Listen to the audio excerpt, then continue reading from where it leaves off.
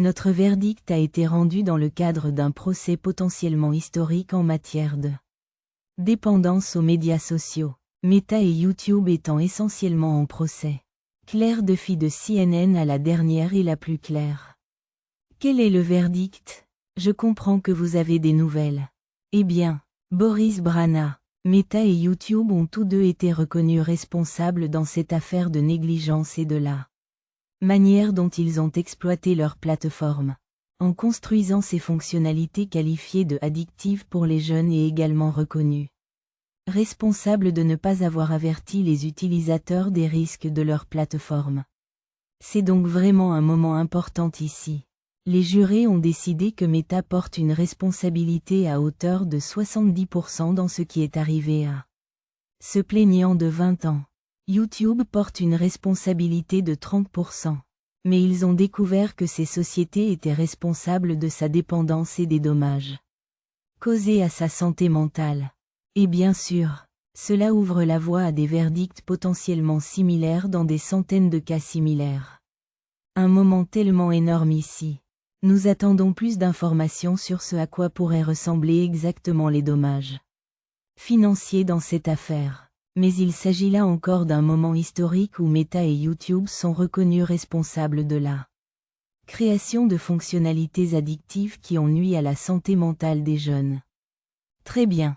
Claire, une énorme nouvelle. Reste avec nous. L'ancien procureur Dave Ehrenberg parlera ici des implications juridiques. Des centaines de cas supplémentaires. Dave, expliquez-nous cela. Comme vous l'avez mentionné, il s'agit d'un cas révélateur. Alors expliquez-nous ce que cela signifie pour ces autres cas. C'est vrai, Brianna, il y a donc environ 10 000 poursuites similaires. Ils sont regroupés dans des litiges multidistricts à travers le pays. Il y a donc tous ces groupes. Parents, districts scolaires, procureurs généraux. Ils sont partout dans le pays. Ils rassemblent leurs dossiers pour les consolider afin de pouvoir poursuivre ce procès. Mais c'est le baromètre. Cela constituera un véritable point difficile pour Facebook et Google. Ils vont devoir vivre avec cela parce que le résultat et les dommages serviront de modèle pour la façon dont le reste de ces milliers de cas seront plaidés ou réglés. Et je soupçonne qu'ils s'installeront. Rappelez-vous, c'est TikTok et Snapchat qui ont réglé avec ces plaignants avant le procès. Et Facebook et Google ont dit « Non, nous allons tenter notre chance. Lancez les dés. » Eh bien, ils ont lancé les dés et les yeux de serpent sont apparus. Des yeux de serpent en effet. Nous venons de recevoir une déclaration de Meta disant, je cite, que nous sommes respectueusement en désaccord avec un verdict et que nous évaluons nos options juridiques par rapport à ce que Dave a dit il y a juste un instant. Ils feront probablement appel de cette décision.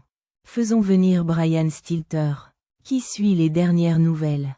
Brian, quelle est ta réaction?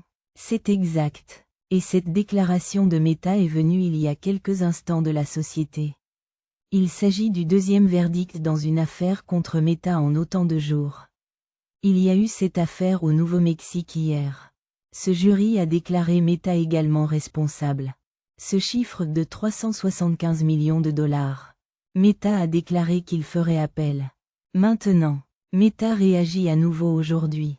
Et l'entreprise attendait, bien sûr, depuis plus d'une semaine alors que ces délibérations du jury se déroulaient à Los Angeles.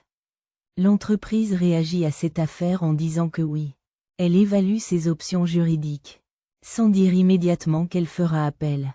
C'est remarquable. Nous allons lire, nous allons entendre parler de l'indemnisation, des dommages-intérêts compensatoires dans ce cas. Il semble que ce soit probablement les 3 millions de dollars. 3 millions de dollars pour un seul plaignant.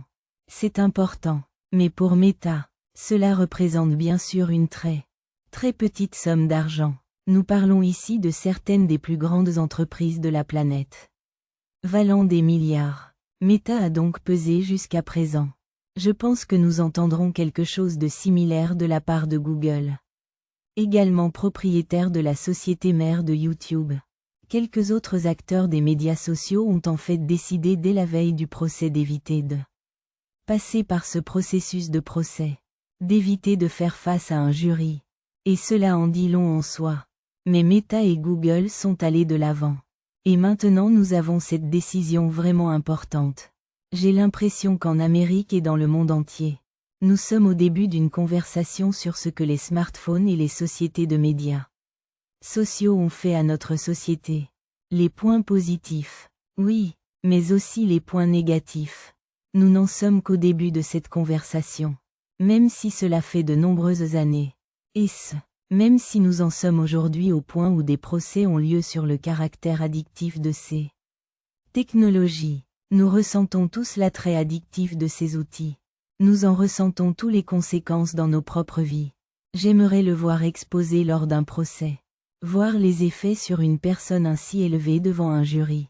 C'est une situation monumentale. C'est un moment vraiment important pour faire le point sur ce que ces outils qui, à certains égards, ont transformé notre culture et, dans le bon sens, ont également eu des effets très néfastes à d'autres égards.